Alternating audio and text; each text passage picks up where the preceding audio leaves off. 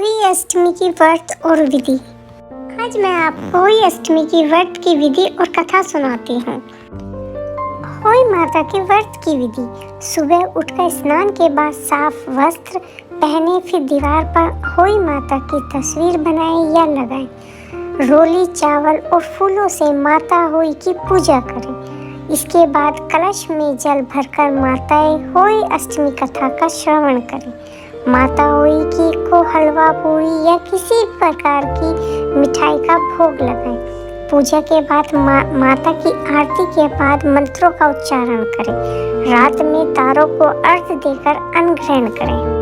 प्राचीन काल में एक साहूकार था, उसके 7 बेटे और 7 बहुएं थी। इस साहूकार की एक बेटी भी थी जो दिवाली में ससुराल से मायके आई थी। दीपावली पर घर को लीपने के लिए 7 बहू मिट्टी लाने जंगल में गई तो ननद भी उनके साथ चली गई।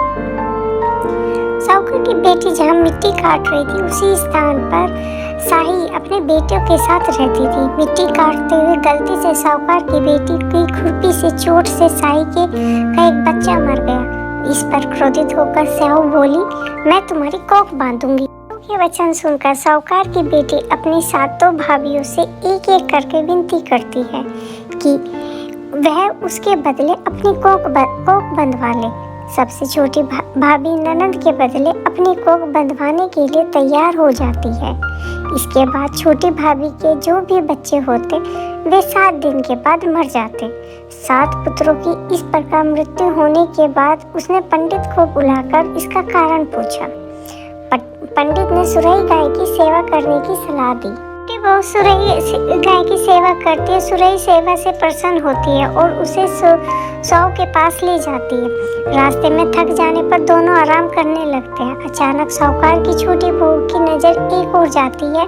वह देखती है कि एक सांप गरुड़ पंखनी के बच्चों को डसने जा रहा है और वह सांप को मार देती है। इतने में गरुड़ पंखनी वहां आ जाती है और खून बिखरा हुआ देखकर उसे लगता है कि छोटी बहू ने उसके बच्चों को मारा है।